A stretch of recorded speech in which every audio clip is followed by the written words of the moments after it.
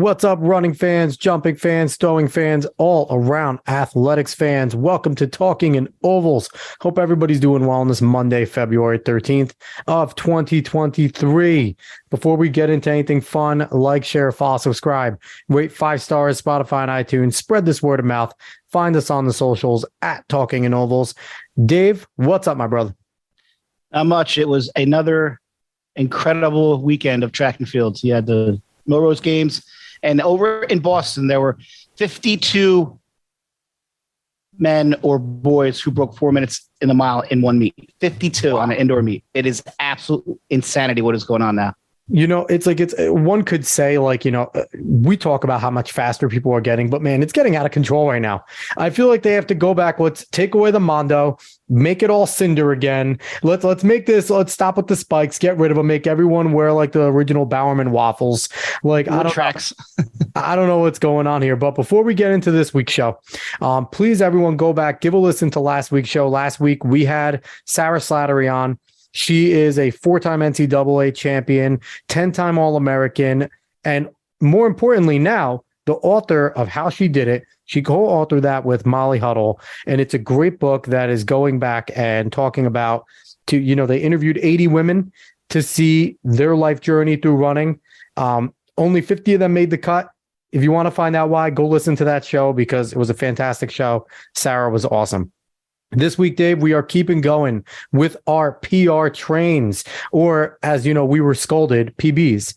Not PRs, PBs, right? We got to figure out which one we want to go with there. But going to jump in first from our friends over at Westfield, who sectional champs. You know, we were keeping that going. New Jersey State sectional champs there.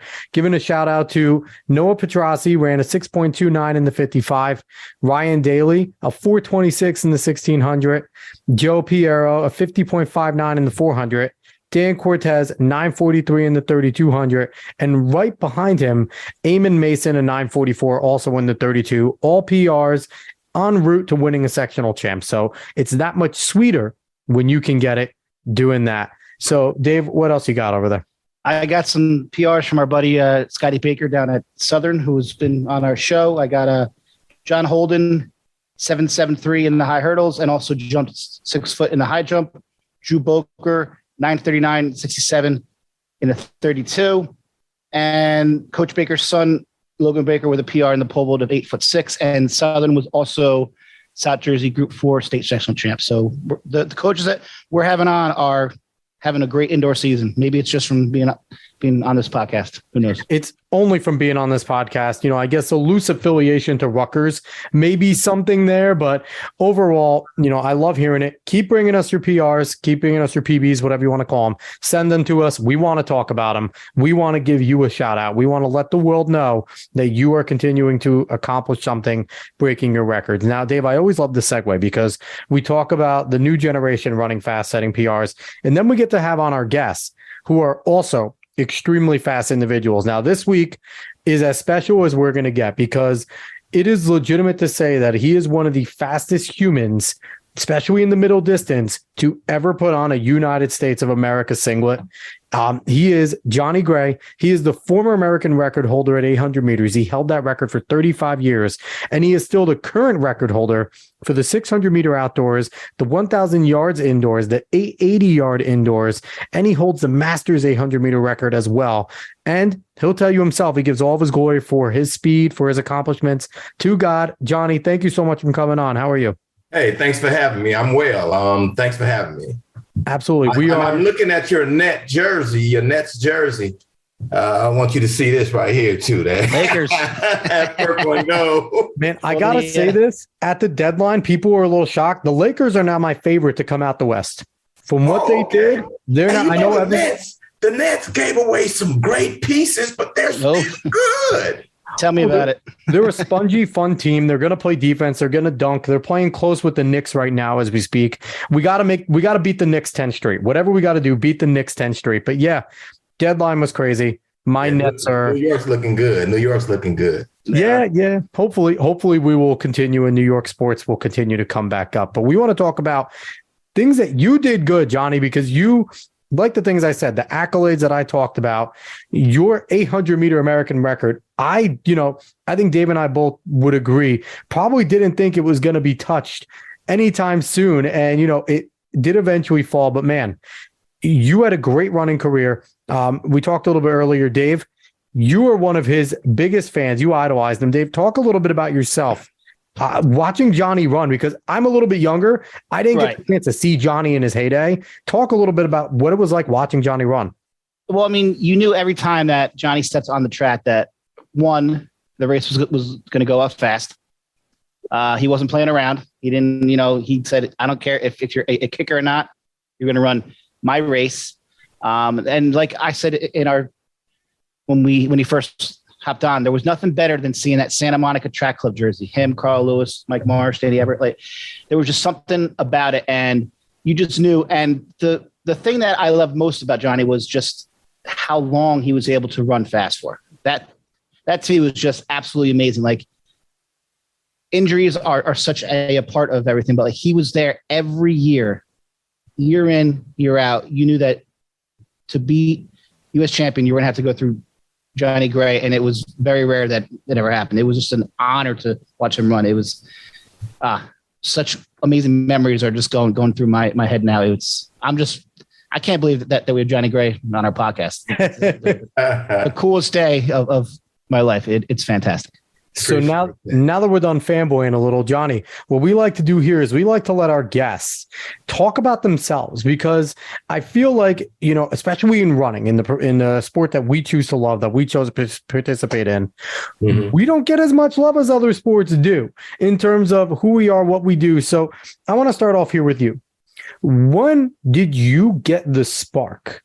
What age were you? What race was it where you were like, man, I think I could do this for a real long time? Take us down memory road. What was the time where you thought to yourself, I think this running thing might work for me?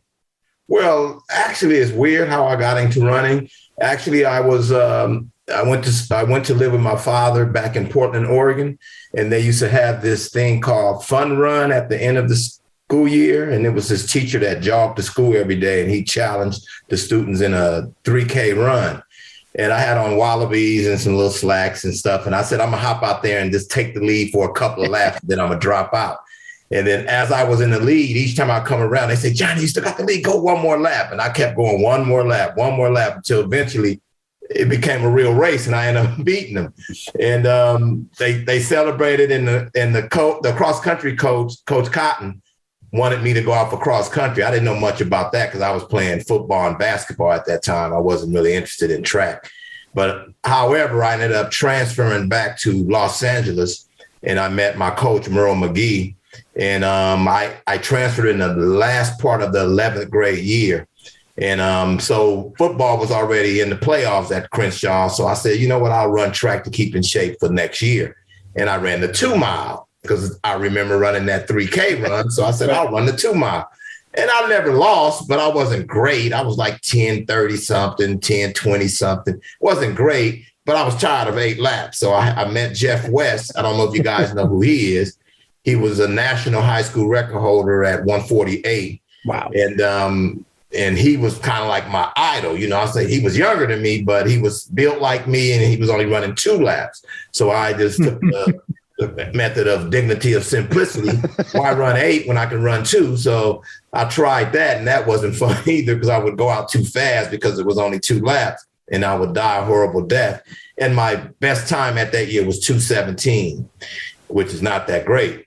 And then my coach said, well, if you run cross country and go out for track next year, you'll get a little better. And I dropped from 2:17 to 2:06, 2:06 to 1:51. In 1 year. That's a pretty big drop. Yeah. And then I decided that my 12th grade year over the summer, that's when I decided to commit myself to track and field. And I had a half a scholarship offer to University of Oregon, but my mother couldn't afford the other half. So Joe Douglas, who was my agent of the Santa Monica and president of the Santa Monica Track Club, he asked me to come to Santa Monica City College because he was getting a job there. So my coach said that would be best for me since I was young in the sport. And Joe he taught the Eloy method as well. So I went there to train under him. And then he ended up not getting the job. And Tommy Smith, 68 Olympics, who held up with the black glove, he ended up getting the job. And he said, I can stay. If I stay, he'll let me train with my high school coach, which was Merle McGee. And I said, okay. So I stayed and I trained under Merle McGee, and I went from 151 to 147.06. And then the following year, I went to 145. And then I went to Arizona State. And then next thing you know, I was in the Olympics, and the rest was history. So who knew that Johnny Gray started off as a distance runner? Fantastic. Who knew that? Yeah. 3K, huh? Yeah, that's like a factoid I feel like this podcast may have alone right now. Yeah, I mean, not many people knew that. Only a few, my coach and whoever went to Crenshaw High, but not many knew. But that's why, I think I should have really ran the mile, because I think I would have been a better miler than a half miler, but I just didn't want to work that hard. I was kind of a lazy runner. Which is ridiculous to think of. Your style of running was go out, take it out hard, take the lead. And, and obviously you train Khedivius, you train Dwayne Solomon, and we see the proof of the pudding with the style of runners that they also were, where they take it out and win. I also find it interesting because one of the things we love is everybody's story. And who would have known that quite literally one of the greatest American middle distance runners didn't really get serious about running till 11th grade. I find that to be crazy. And, we find that a lot where a lot of good runners are reluctant to be runners, right? Because we want to play football. We want to get the glory sports. We want to play basketball, baseball. We want to get the glory. Chicks dig the long ball. Quarterback gets all the cheerleaders. Right. We want all that. And then all of a sudden one day it's like, man, I'm really fast though. Absolutely. He's got to kind of face the music. So I love that. So take us down more memory road here. Okay. So then, go ahead. I want one more. My coach ended up getting hired at Santa Monica City College to be the distance coach. So I was blessed to have that same coach who I started with. And then he took me then I went over to Arizona State, and he was coaching me from afar, but then I got a hernia, and I was walking through the weight room with the sprinters, and they were like, oh, you guys don't know nothing about this, talking about the distance. I said, man, let me get under there. And I got under there and I tried to lift it. I did, but I strained something in the process. Ooh. And that's when I realized I had a hernia, and then I had to go back home and get surgery. So under that surgery, that's when I quit running. I said, no, I'm going to quit. So I quit running for a year. And then I saw Jeff and David Mack running so well, and it kind of brought me back out. And then the rest is history. I was Santa Monica Track Club. I went overseas for the first time, got to see the country, was running against the world's best, people that I would see on television. And then before you know it, I was running 145, dropped from 145 in the 84 trials, which was in Los Angeles. I was 145.06 was my PR. And in the finals, Earl Jones and I pretty much tied, but, they gave him the victory, but we were tied. We both ran 143.74 to break the American record. And I just skipped right over 144. And then I went overseas after that and broke the American record 4 more times. And then I kind of had a system then, and I was sticking to it. So you went from 217 your first year running to about 2 or 3 years later, you're running 145 or 143. Right. 3 years later, running 145, and 4 or 5 years later, which was 1984, I was running 143. From 78 to 84, I went from 217 to 143. Well, actually 142, because I went overseas and ended up running 142.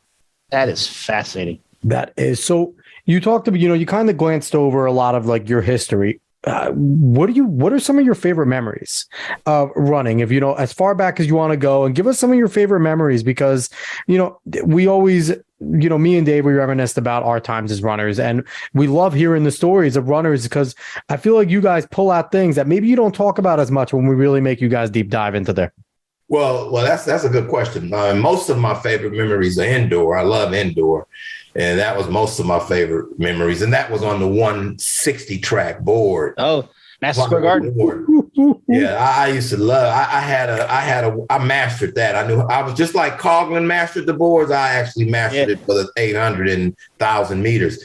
And most of my favorite memories are the 92 trials is one where it was hotter than fish grease. And I was wanting to pull out of the finals because I'm thinking I'm old. I'm 32. And I'm like, Coach, I'm kind of tired of this. Can I not run? I'm not feeling good. He was like, well, you made the finals. Go on in there and just run it and you'll feel better. So I walked in there and I ended up running the fastest time on U.S. soil. I ran 1:42.81. And I wasn't feeling my best. Then there was another time where I wasn't feeling my best, which was the 92. Matter of fact, it was the 92 Olympics. I had a fever the night before the finals, and I didn't think I was going to run. And then the next morning, I was feeling a little better, but I was still a little under. And I just didn't think I was ready to compete at that high of a level after experiencing staying up all night and not feeling well. And so my coach said, well, you made the finals. Just get out there, get your glory on television, run as far as you can. And if you don't feel good, just pull off the track. So I just went for it and ended up getting the bronze, ran 1:43. And not many people know this, but with a 1:50 to go, Barboza in fact, I think he may have got disqualified. He accidentally hit my foot and knocked my left foot over into my right foot. And then I kind of lost balance a bit, and that's when the lactic acid hit me. So I had to run with lactic acid with about a 1:40 to go. And the Kenyans and I fought all the way to the tape. And, of course, I came up short. That was my luck. I came up short. So what I realized is that when you don't feel your best, you can run your best. Absolutely. And then I started realizing that winners don't always come in first place, because I ran in Oslo where I was feeling great. And I was trying to go for the world record. And I ended up running a 1:44, and I was bummed about it. I won, but I ran a 1:44, but I was bummed about it. But Bo Brigham, who came and trained with me from Oslo, took third, and he broke the national record. So the crowd was going crazy, not for my 1:44, but for Bo breaking the national record, the Norwegian record. And we took a victory lap in celebration for him. And that's when I realized you don't have to come in first to be a winner. If you do your best, you become a winner just by doing your best. So that's why I started adopting go out hard, because when I go out hard, I tend to run my best. If I don't go out hard, I tend to get boxed in and I don't really run. And then I feel rejected or just don't feel great about my performance because I don't think I did my best, because I didn't. So going out hard guarantees me that I'm going to do my best. Track is such a unique sport in that sense, right? Like, you just described, like, you were going for something that would have overshadowed everything, right? If you would have gotten that world record. But at the same time, like you said, even though you were disappointed, you could celebrate a friend. And, I've said on this show before that it doesn't matter how fast or slow you go. If you're giving it 100% in that race, the pain is the same. Everyone's got that same pain. The legs are all dead. And I don't know how you elite runners do it, where you guys get done running fast and then you jog another lap. Like, I was always just dead laying on the track somewhere. So I think that has to come with getting to elite status. But, do you think that one of the main reasons why you're able to run faster when you don't feel great is because there's less expectations? You're just going out there, there's no butterflies, you're just whatever, just going to do it, as opposed to when you're feeling great, you're feeling good, and then all of a sudden you don't accomplish it because you were putting that pressure on yourself? Well, a lot of that is because when you're feeling great, you're running a little too hard. You're exerting yourself a little too much, and you don't quite get it done. But when you're not feeling great, sometimes you hear the saying, less is more. Yep. Then you don't actually give it your all for fear you're not at your best, but you actually run your best because less is more. And sometimes that's what brings out the best in you, by not actually attacking it, but just running within yourself. Certainly true. Certainly true. So you were at your career was amazing. How did you stay so competitive up until about 40 years old? How were you still able to stay that fast and train? And that to me is the most fascinating part, is that you were super relevant all the way up until close to 40, right? I retired really at 40, 41.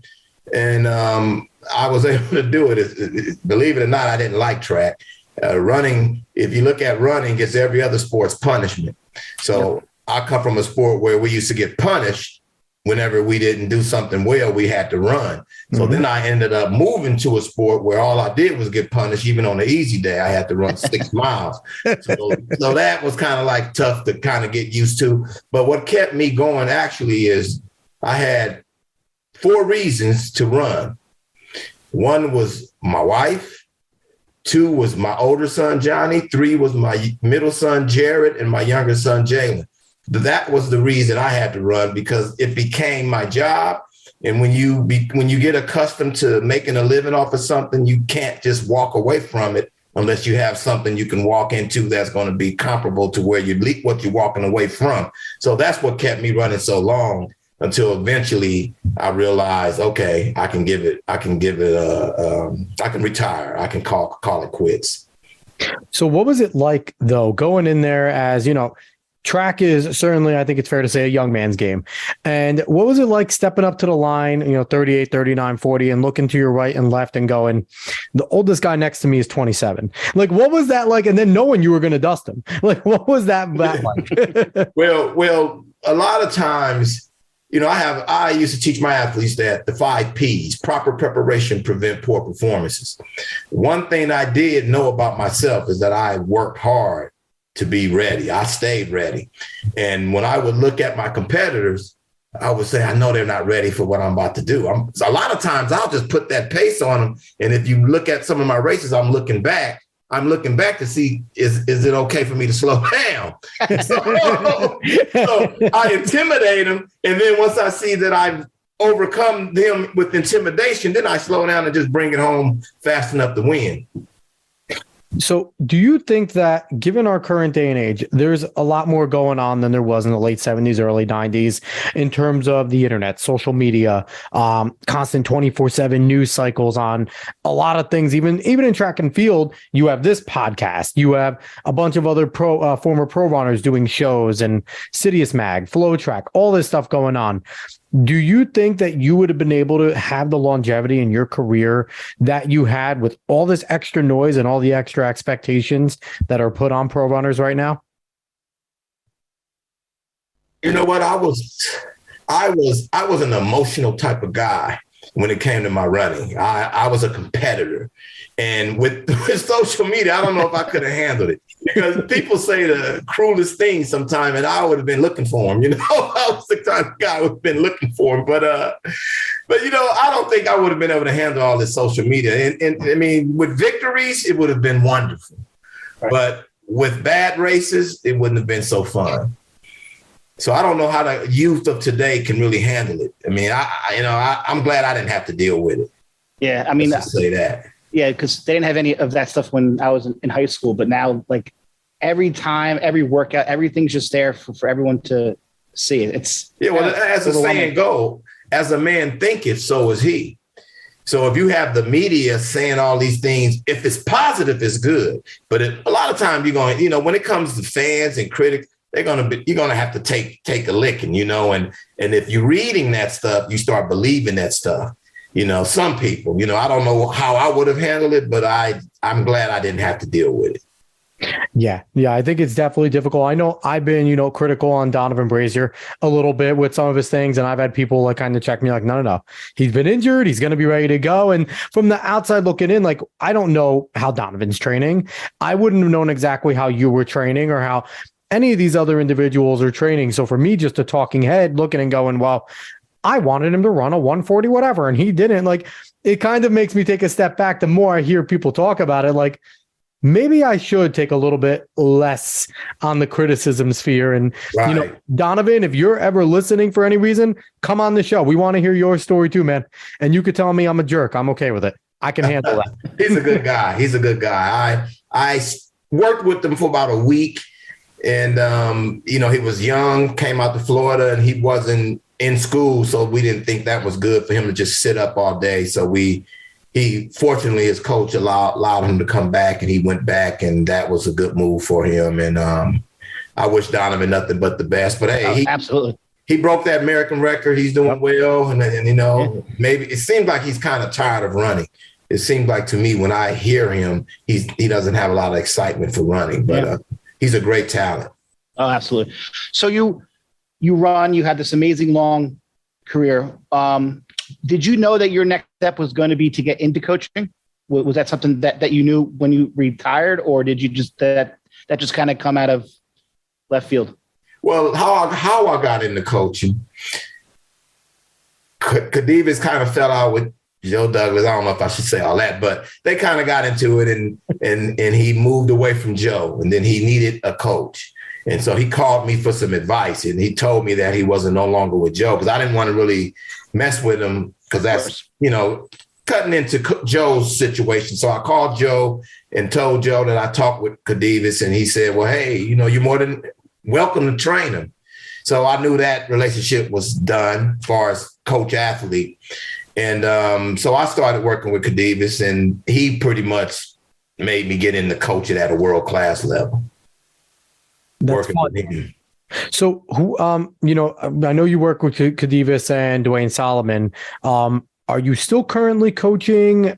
Do you have any other athletes that you have coached in the past that you want to talk about? What's the status going on there? Well, I mean, I coached, college. Corey Prim was 140. He ran a 147 once at UCLA, but he was consistent 151. And then I got the job there, got him to 144.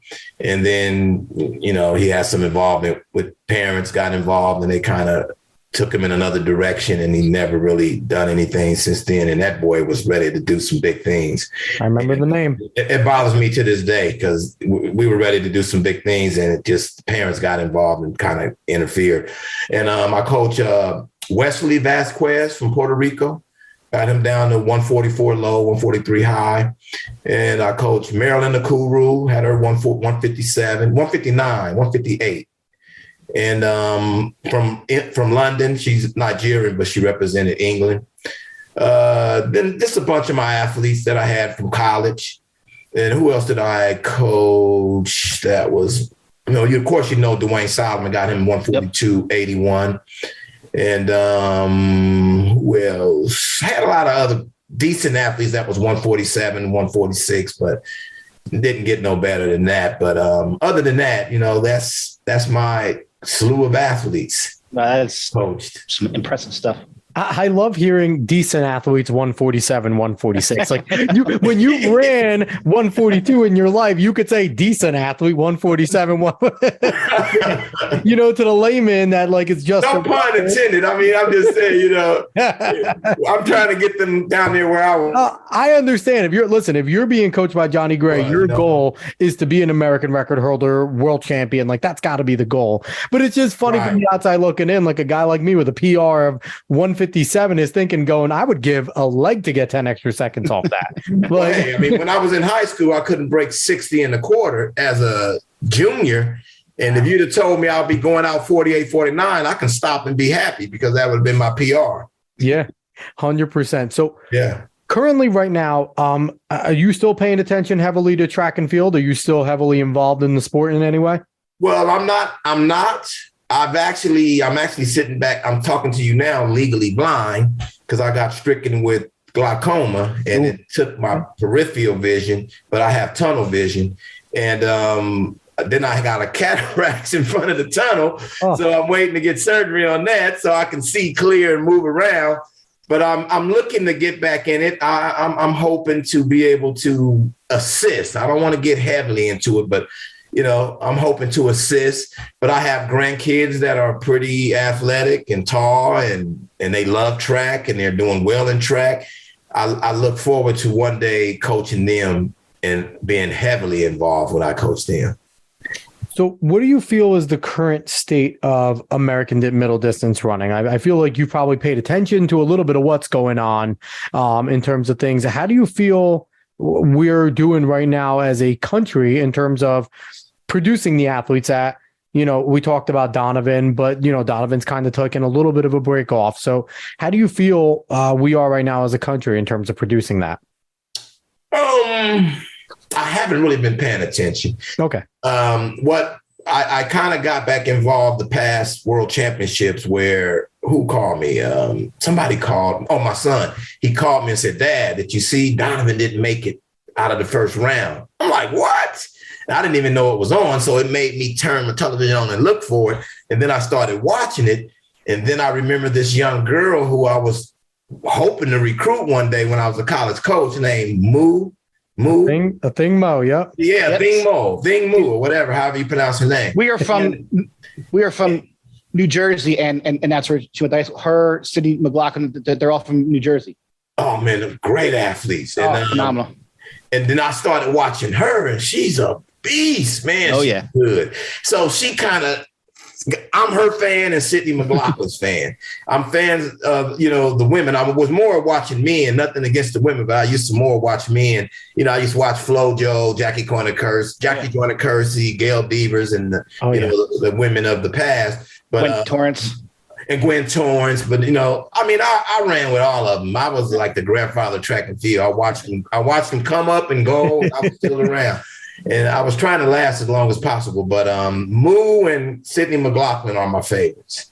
Did you ever talk to Gail about those fingernails and what was up with all those? I used to love seeing what Gail's new style was when she was stepping up to the line and everything. She got it from FloJo. FloJo was the one doing it. FloJo did it. Yeah. I never understand how the girls run with all that hair and them fingernails, man. No in the world I can do that. You knew who they were, right? You knew who they were. Like you knew who they were the moment they stepped on the line. You knew that they were stepping up. They were very confident. And they were the fastest there most of the time. 9 times out of 10, they were winning that race. So Bob Kersey just was an incredible coach. And everything he touched turned to gold, man.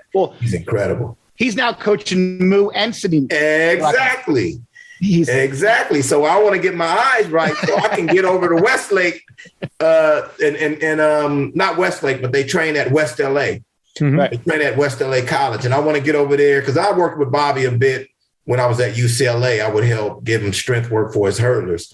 And I worked with TQ, Turquoise. And I want to go and probably assist him a little bit with some of the work athletes he has. So that's what I'm looking forward to doing. So how do you feel about all of the technology that we're using lately? Like, how have you, as someone who, made his hay running in the late 70s, 80s, how have you kind of gone into the integration with a lot of the technology, with the oxygen technology and all the things that they want to do in terms of the training today? When stepping back into coaching, is it something that you try to familiarize yourself with, or do you just still rely on your old instincts and how you used to coach? Well, I will definitely familiarize myself with it, but will I count on it 100%? No. I will always count on the old school way of getting in shape, and then I will use that to help enhance the old school way of getting in shape. It's funny because now, there's so much talk about why everyone's running so fast, and, a lot of people say it's because of the new shoes that they have, these like crazy super spikes, everyone calls them, or the fact that every indoor track now is 200 meters and it's banked. And, so do you think that all of these things are a reason why we might be seeing a resurgence in fast miles, faster 800s on the indoor level because everything is? Oh, absolutely. Yeah, absolutely. I'm envious. Sometimes I wish I could. I wish I can go back to tip top shape and run on those tracks just to see what the difference is. They are fast. So, last thing I want to drop on you and ask you, because we ask a lot of our guests, especially our prominent guests in the sport, we're big fans of it, right? I think all three of us here, we love track and field.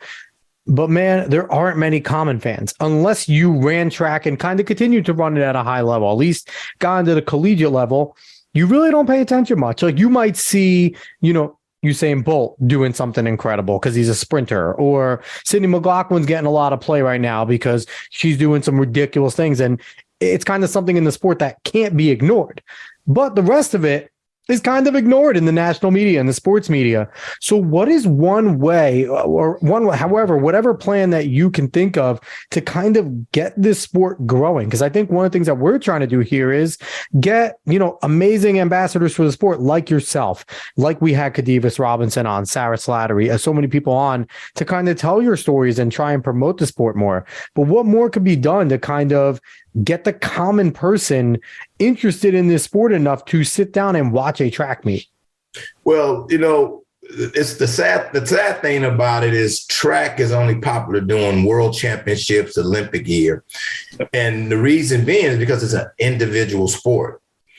The sports that are really popular are baseball, basketball, football, and then look at all the money you have behind it, and look at all the marketing you give it, and then you have competition for first place, second place, playoffs, championships, elimination. If it was ways we can develop something of that nature where you can have, like when we had Santa Monica Track Club, Athletes Action, all these different track clubs, then if it was a way we can make it a team thing, which is still difficult because in track, you got somebody that's the best in the world.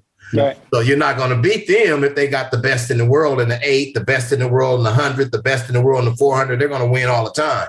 So you can see who your Super Bowl champion is going to be at the beginning of the year because they sitting with the team full of world record holders. So track being an individual sport is pretty difficult to compete with the sports of team sports. It's pretty hard to compete with that.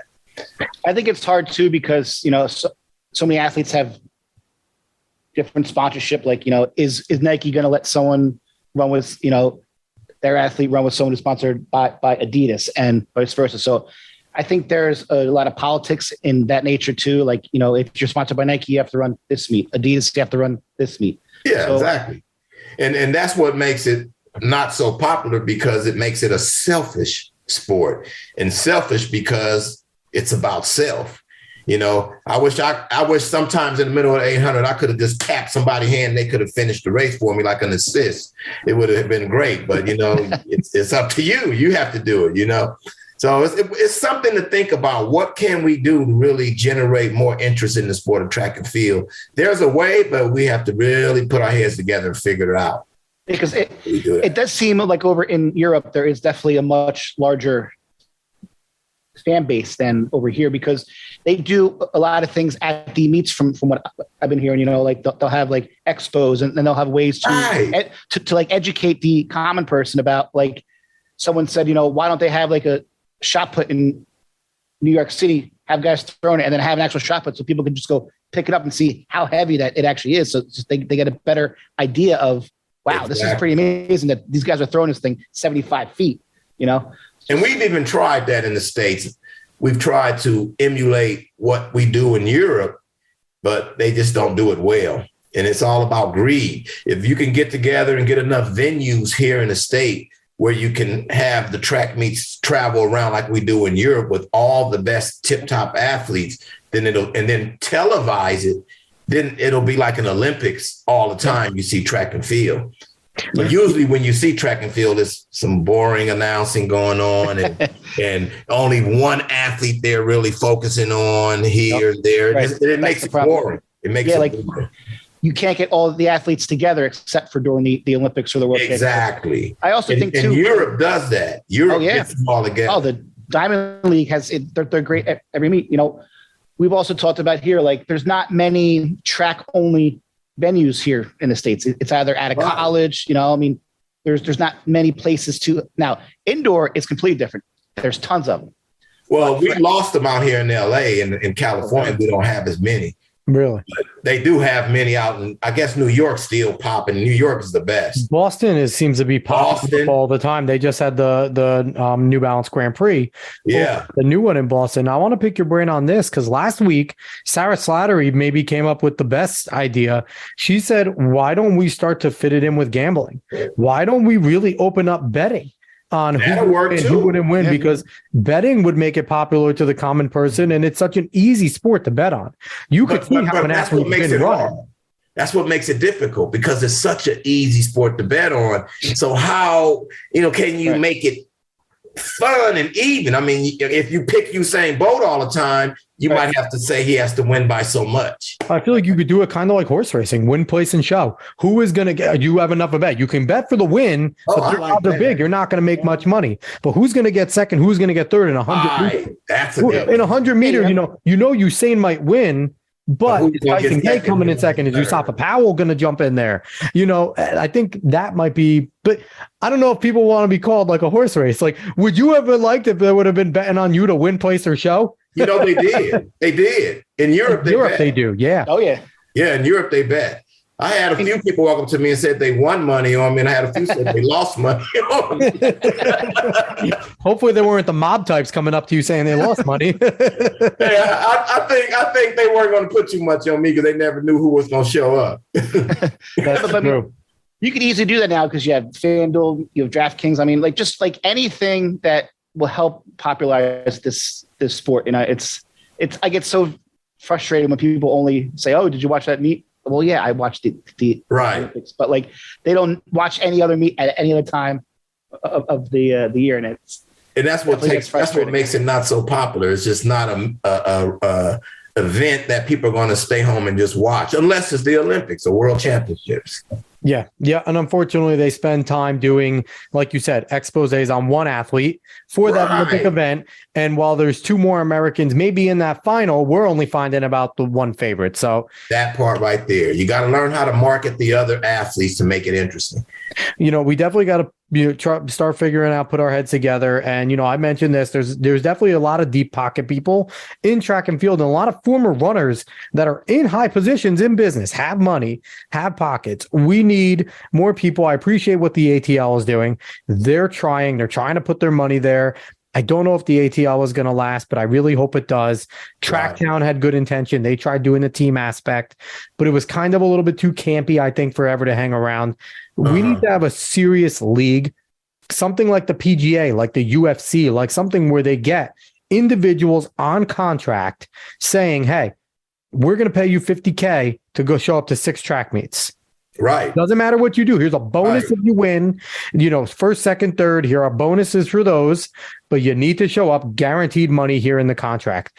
That sounds good. But we need a deep pocket to do it. And that's the thing. We need someone to take that chance. Well, the money's definitely out there. It is. If you look at how much money Nike spent to change that stadium around so many times, some of that money could have went towards it. But man, I mean, then, we got enough athletes that made enough money in this sport that could contribute as well. So the money's out there, but we just have to figure out a way to market it in the right way to make it successful.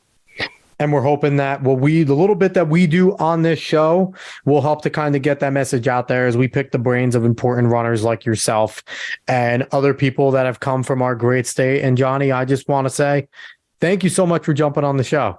Oh, absolutely. So much fun, my man. And keep up the good work. We need more. Yeah, no, man. It's very rare in life that you get to talk to a person that inspired you when you were young. And the cool part is that you're just as nice of a man as you were as tough as an athlete.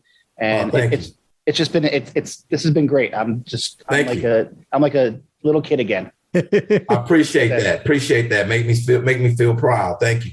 So once again, he is Johnny Gray. He's one of the fastest human beings to ever put on an American singlet. He was the American record holder for 35 years and still holds a slew of American records in middle distance indoors and is the current 800-meter Masters indoor record holder as well. If you couldn't tell, he's a very gracious, awesome guy, and we appreciate having him on. Thank you very much for listening as well. Please like, share, follow, subscribe, rate 5-star Spotify and iTunes. Spread this word of mouth. Go find us on socials. Just search in Talking in Ovals and you'll find us. We will be back next week with another great show, everybody. So long.